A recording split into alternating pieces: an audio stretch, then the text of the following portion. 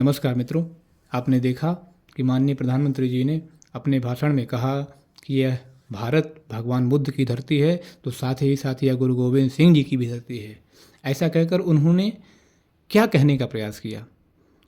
इस एक कथन से उन्होंने पाकिस्तान सहित आतंकवाद का समर्थन करने वालों को एक कड़ा संदेश दिया। वह क्या था? वह यह था कि अखंड भारत आज जहां बुद्ध के शांति के सिद्धांतों का पालन करने में विश्वास करता है, वहीं गुरु गोविंद सिंह के बलिदान को याद रखते हुए भारत के टुकड़े करने वालों को आज भी सबक सिखा रहा है और आगे भी सबक सिखाएगा। मैं कहता हूँ इससे थोड़ा और आगे बढ़ा जाए मित्रों। हम ये कहते हैं कि ये भगवान राम और भगवान श्री कृष्ण की भी धरती है। वही भगवान राम जिन्होंने अपने राज्य में विकसित हुए रावण के नेटवर्क को चुन चुन कर ध्वस्त किया था।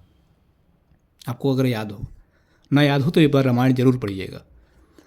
और फाइनली नाभि में उसके बाण मार करके उस आतंकी नेटवर्क को हमेशा के लिए नष्ट कर दिया। इससे और आगे बढ़िए इतिहास में, भगवान श्री कृष्ण के समय में आइए, उन्होंने भी यही कार्य किया। अपने राज्य में फैले हुए अत्याचारियों के नेटवर्क को चुन चुन कर ध्वस्त किया। जो बचे कुचे रह गए थे उन्हें महाभारत के बाद के युद्धों में मारा गया। यहाँ ध्यान देने की बात यह है कि भगवान राम भगवान श्री कृष्ण की तुलना प्रधानमंत्री मोदी से नहीं हो रही है। कहने का मतलब यह है कि हमारी संस्कृति ऐसी रही है जिसमें हम शत्रु के संपूर्ण विनाश की बात करते हैं, और यह प्रक्रिया केवल भगवान श्री कृष्ण तक सीमित नहीं रह जाती। उसके बाद हमारी संस्कृति ने हजारों वर्षों तक इसे फॉलो किया है। चाहे चाणक्य और चंद्रगुप्त की बात करिए, जब उनके समय में आक्रमण हुआ यवनों का, तो उस समय भी भारत ने धूल चराई थी। या महाराणा प्रताप छत्रपति शिवाजी की बात ले लीजिए। ऐसे न जाने कितने शासक हैं जिन्होंने आने वाले समय के शत्रुओं को मार गिराया था या उनके दांत खट्टे किए थे, लेकिन उनको इतिहास में जगह नहीं दी गई, स्थान नहीं दिया गया। एक एक पन्ने में उनका इतिहास समेट देने का काम किया गया।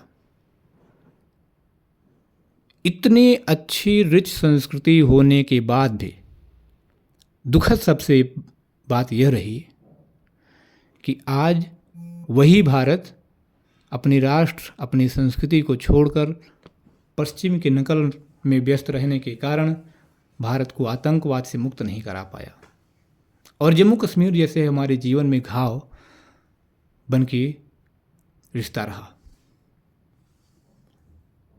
ये अलग बात है कि आज ये दौर खत्म होने की दिशा में अग्रसर है, लेकिन हमें यह ध्यान रखना है कि पश्चिम के प्राविधिक विकास को अपना करके हमें अपनी संस्कृति के विकास को बल देना है, न कि अपनी सनातन संस्कृति के विरोध में कार्य करते हुए पश्चिम के प्राविधिक विकास की नकल करनी है।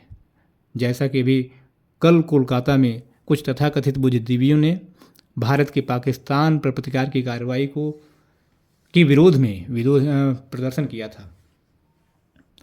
आज जब भारत अपनी सांस्कृतिक विरासत को पहचान रहा है ना, जिसमें शत्रु का समूल विनाश करने की परंपरा रही है, ये मैं पंक्ति बार बार दोहरा रहा हूँ, इसके पीछे का उद्देश्य समझिए।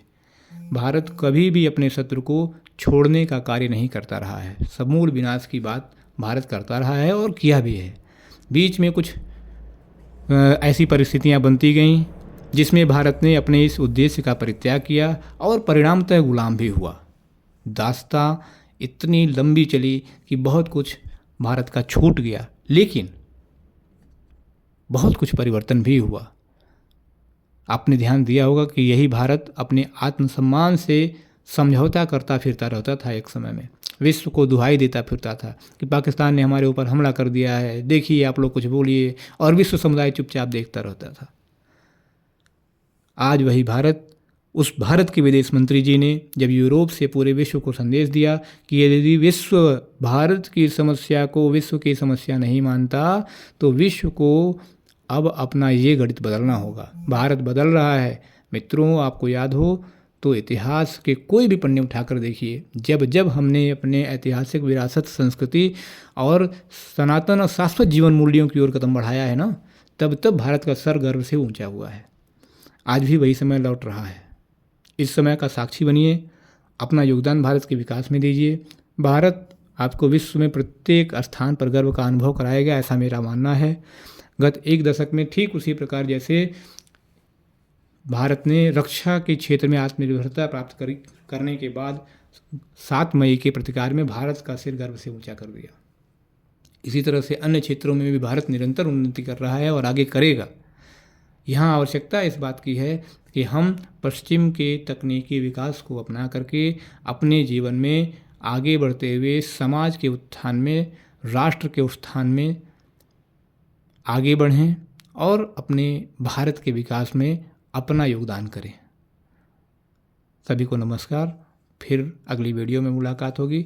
वीडियो अच्छा लगा हो तो लाइक कीजिए, चैनल को